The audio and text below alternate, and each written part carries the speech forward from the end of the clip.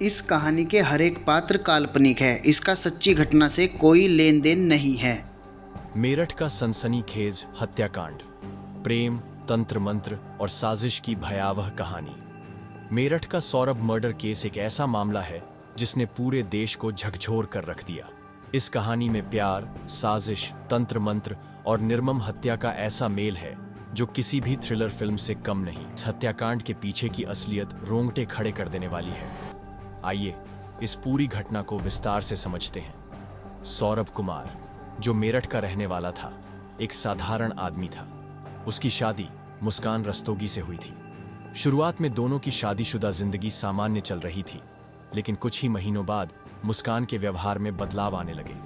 वह आए दिन सौरभ से झगड़ने लगी, उससे दूर दूर रहने लगी और कई बार बिना किसी वजह के घर से बाहर रहने लगी। सौरभ को शक हुआ कि उसकी पत्नी का किसी और के साथ अफेयर चल रहा है, लेकिन वह यह मानने को तैयार नहीं था। वह मुस्कान से प्यार करता था और अपने रिश्ते को बचाना चाहता था। इसी बीच मुस्कान की जिंदगी में एक और शख्स दाखिल हुआ, साहिल शुक्ला। साहिल और मुस्कान की मुलाकात एक सोशल मीडिया प्लेटफॉर्म पर हुई थी। धीरे धीरे दोनों की बातचीत बढ़ी और यह रिश्ता इतना गहरा हो गया कि दोनों एक दूसरे के बगैर रहने की कल्पना भी नहीं कर सकते थे। लेकिन इस रिश्ते में एक बड़ी बाधा थी, सौरभ। मुस्कान और साहिल ने फैसला किया कि उन्हें सौरभ को हटाना होगा, हमेशा के लिए। साहिल शुक्ला केवल एक आम प्रेमी नहीं था, वह तंत्र मंत्र और अंधविश्वास में गहरा विश्वास रखता था। वह मानता था कि उसकी मृत मां उससे संपर्क करती है और उसे रास्ता दिखाती है।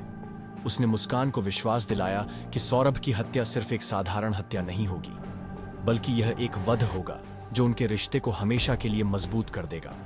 दोनों ने मिलकर एक खौफनाक योजना बनाई।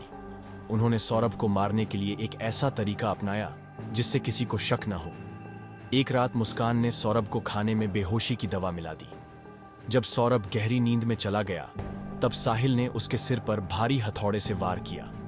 सौरभ दर्द से तड़प उठा, लेकिन वह कुछ कर नहीं सका। साहिल ने एक के बाद एक कई वार किए और जब तक सौरभ की सांसें पूरी तरह थम नहीं गईं, तब तक वह मारता रहा। हत्या के बाद साहिल और मुस्कान ने मिलकर सौरभ के शव को टुकड़ों में काटा। फिर उन्होंने इन टुकड़ों को एक बड़े प्लास्टिक ड्रम में डाला और उसे सीमेंट और केमिकल से भर दिया ताकि किसी को बदबू न आए और शव सड़ने न लगे। ड्रम को उन्होंने अपने घर में ही एक कोने में रख दिया, जैसे कि कुछ हुआ ही न हो। सौरभ के अचानक लापता होने से उसके परिवार को शक हुआ। उन्होंने पुलिस में शिकायत दर्ज कराई। जब पुलिस ने मुस्कान और साहिल से पूछताछ की तो वे शुरू में बहाने बनाते रहे, लेकिन जब पुलिस ने सौरभ का फोन ट्रेस किया और उसकी कॉल डिटेल्स खंगाली, तब सच धीरे धीरे सामने आने लगा। पुलिस ने जब उनके घर की तलाशी ली तो उन्हें वह ड्रम मिला। जब ड्रम को खोला गया तो उसके अंदर से सड़ता हुआ शव निकला। यह देखकर पुलिस भी हिल गई। मुस्कान और साहिल से जब सख्ती से पूछताछ की गई तो उन्होंने अपना गुनाह कबूल कर लिया। हत्या की वजह और पीछे की मानसिकता, इस हत्याकांड ने समाज में कई सवाल खड़े कर दिए। क्या प्रेम इतना अंधा हो सकता है कि कोई हत्या तक कर दे? क्या तंत्र मंत्र और अंधविश्वास अब भी लोगों के दिमाग पर हावी है? कैसे सोशल मीडिया रिश्तों को जहर में बदल सकता है? साहिल और मुस्कान ने अपने प्यार को पाने के लिए जो किया, वह न केवल अमानवीय था, बल्कि पूरी तरह से क्रूर और डरावना भी था। न अब यह मामला अदालत में है और मुस्कान तथा साहिल को सख्त सजा मिलने की पूरी उम्मीद है। यह घटना हमें यह सिखाती है कि प्यार और जुनून के नाम पर किसी की जिंदगी लेना किसी भी सूरत में सही नहीं है। अगर आपको कभी भी किसी रिश्ते में समस्या हो तो इसका हल बातचीत और समझदारी से निकालें, न कि किसी गलत रास्ते पर चलकर। आप इस घटना के बारे में क्या सोचते हैं? क्या आपको लगता है कि ऐसे अपराधों को रोकने के लिए कोई सख्त कदम उठाए जाने चाहिए? हमें कमेंट में